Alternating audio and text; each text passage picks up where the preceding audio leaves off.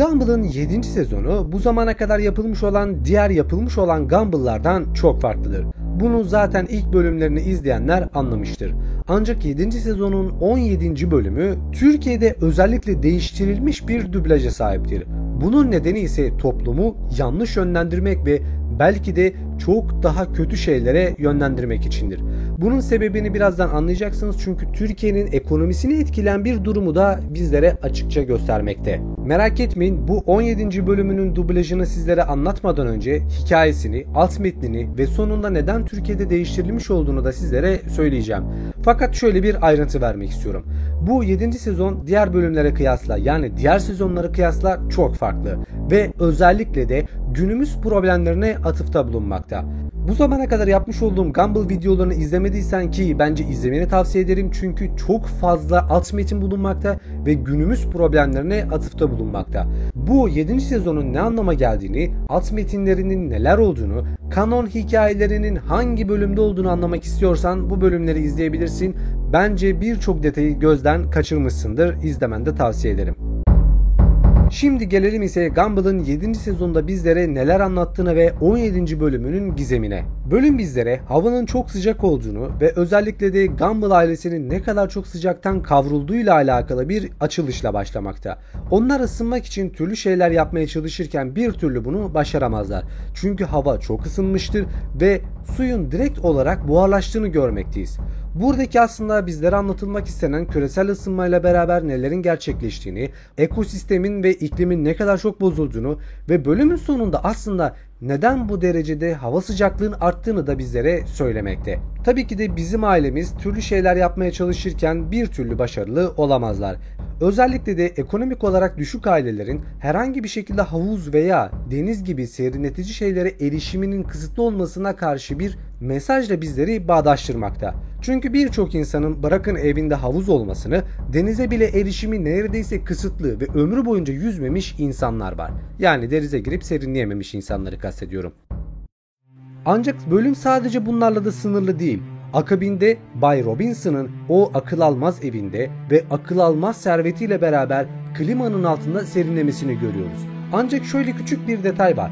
O serinlemenin altında anlık da olsa bir hüzün görüyoruz. Bu hüznün genel olarak Bay Robinson'ın o kadar serveti ve imkanı olmasına rağmen mutsuz olmasının temel sebebi belki de iyi bir aile hayatı olmayışı, oğlundan yolları ayırmış olması ki oğlunun kim olduğunu bilmiyorsanız Rocky onun öz oğludur. Fakat bir noktada evi terk etmiştir. Bu bölümde özellikle neden terk ettiğine dair bir hikaye de anlatılmakta. Fakat bu hüznün anlık olarak bozulmasının temel sebebi yine Watterson ailesinin bu serinlikten faydalanmasıdır. Biliyorsunuz Bay Robinson Gumball'larla muazzam derecede bir düşmanlığa sahip. Onları hiçbir şekilde sevmez ve nefret eder. Çünkü bunun sebebi onların fakir olmasıdır. Fakir olmasının temel sebebi de onların yapmış olduğu yanlış seçimlerin bugüne getirmesidir. Ve Bay Robinson asla servetini başkasıyla paylaşmaz. Çünkü kendi emeğini, kendi kazancını ve kendi harcadığı zamanı kimseye layık görmez. Çünkü onun mentalitesinde eğer bir şeyleri elde etmek istiyorsan zamanında yapmış olduğun fedakarlıklardan geçer. Yani Bay Robinson'a göre gençliğini heba etmediysen benim zevkimden, benim zenginliğimden ve benim imkanlarımdan asla ve asla yararlanamazsın. Çünkü kendi imkanını kendin yaratmak zorundasın. Tabi Bay Robinson, Watterson ailesini kendi klimasından yararlandığını görünce anlık olarak hemen bunu absorbe etmeye çalışır ve akabinde akıllı ev sistemiyle döşenmiş olan evini kapatmaya çalışır. Ancak başarısız olur. Tabi bölümün geri kalanına baktığımızda şunu da görürüz. Tabi bu bölümde yapmadıkları ve komik olan bir detay da görürüz. Özellikle Margaret'i anlayamadığımızı biliyorsunuz çünkü sürekli mi gibi şeyler söyler fakat biz ne anlama geldiğini hiçbir zaman anlamayız. Fakat bu sefer Google Translate'i kullanarak onu tercüme ederler. Ve gerçekten ben ilk saniyelerde bunu izlediğimde Margaret'in bizim Watterson ailesine yardımcı olacağını düşünüyorum. Çünkü aile kapısını çalarak havuzlarında yüzebilir miyiz diye Margaret'ten izin isterler ve tatlı bir biçimde Margaret onlara tabii ki de yüzebilirsiniz ancak kocam buna çok kızar. Fakat size şunu yapabilirim der. O uyuduğu esnada havuza girip serinleyebilirsiniz diyerekten onlara müsaade eder. Ve tabii ki de Watterson ailesi bu durumdan çok memnun olur. Çünkü bu zamana kadar Margaret'in iyilik yaptığını görmemişizdir.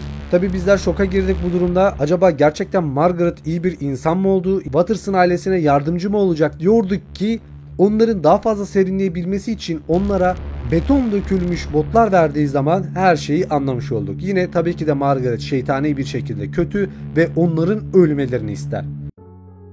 Bu sahnenin sonunda ise Bay Robinson'ın onun ne kadar şeytani bir kadın olduğuna ve şeytanla evlendiğini övünürken anlık olarak yine yüzü düşer. Çünkü yine günün sonunda kötü bir insanla evlilik yapan ve hayatını onunla yaşamaya devam ettiren kişi Robinson'dır. Tabi Watterson ailesi bununla sınırlı kalmaz. Alttan tüneller kazıp o havuza girmenin bir yolunu ararlarken ki mantıksız bir şekilde hareket ederler. Yaptıkları hata havuzun tam altına kazdıkları tünelin su basmasıyla hüsrana uğrar. Her ne kadar çekilen suyla beraber onu kapatmanın yolunu arasalar da bu başarısızlıkla sonuçlanır. Ve Richard Robinson'ın kapısını çalarak ondan özür diler ve neden bu şekilde davrandığını sorar. Ve işte bu noktada kanon hikayeye dair bir görüntü görürüz. Zamanında Bay Robinson çocuğu için bu havuzu yaptırtmıştır. Çünkü hiçbir zaman onun güzel zamanlarında vakit geçirememiştir. O onun çocukluğunda sırf daha iyi bir hayat yaşayabilmesi için çok fazla çalışmıştır. Fakat çalıştığı esnada görürüz ki özellikle kadınların tuvalet ihtiyaçlarını bile karşılayamaması, onların her zaman ikinci planda kalması gibi detaylar varken Robinson günün sonunda muazzam bir şirket kurar ve büyük bir servete ulaşır. Evet, biz bu zamana kadar Robinson'ın bir emekli olduğunu biliriz ancak arka planda onun böcek ilacı şirketi olduğunu da öğrenmiş oluruz. Rocky'nin evi terk etmesinin temel sebebi ise böcek ilaçlarının dünyayı çok fazla zehirlediği ve küresel ısınmayı bir o kadar da tetiklediğidir. Evet, günümüzde de gerçekten böyle bir durum vardır. Böcek ilaçları dünyayı inanılmaz derecede zehirler ve günün sonunda hem ekosistemi yok ettiği gibi hem de dünyanın ozon tabakasını zedeleyerek sera etkisi yaratarak küresel ısınmayı kat kat arttırdığını bilimsel olarak da teyit etmiş oluruz. Tabii Rocky evi terk etmiş, onunla barışabilmek için havuzu yaptırtmış ama bir türlü Rocky eve gelmemiştir. Çünkü Robinson yine aynı şekilde onun istediği şekilde hayat yaşamadığından dolayı Rocky'yi sevmez. Çünkü Robinson Rocky'nin her zaman baba parasıyla asla bir yerlere gelemeyeceğini söylemiştir. Onu servetinden asla yararlandırmamıştır. Onun her zaman bir şirkette çalışıp ruhunu satarak kötücül bir şekilde servet sahibi olmasını istemiştir. Tıpkı kendisi gibi.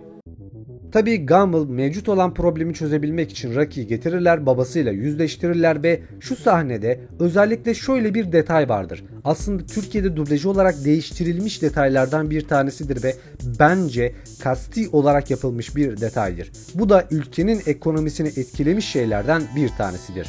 Robinson Rocky'ye bazı pişmanlıklarından bahsederken en büyük pişmanlığım normalde Türkiye'deki dublajına kıyasla altyazısında ve yabancı yerlerde kriptoya yatırım yapmamaktır diye geçer. Çünkü günümüzde özellikle kriptonun ne kadar çok gelir getirebildiğini ama bazı noktalarda evleri hüsrana uğrattığını da biliriz.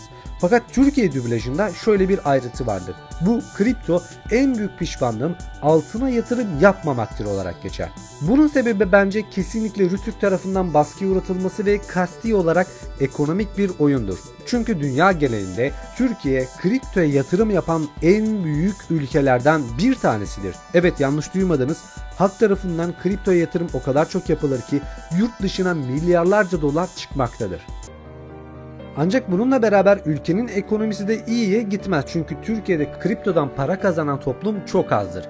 Fakat şöyle bir ayrıntı var. Neden altın? Neden özellikle kripto değil de altına yatırım yapma diye telaffuz edilmiştir? Bence kesinlikle Rütük'ün burada arka planda oynamış olduğu bir oyun var. Bu oyunun tam olarak ne olduğunu bilmiyorum ama yine de bence halkı altına yönlendirmeye çalışmakta olabilir. Çünkü günün sonunda büyük bir savaşın yaklaştığını düşünürsek ve herkesin şu an dünya genelinde altına yatırım yaptığını düşünürsek belki de kriptonun gelecekte çok daha iyi yerlere gelebileceğini düşünerekten belki de halkı yanlış yönlendirmeye çalışıyor olabilirler. Ya da belki de iyi yerlere, bilemiyorum.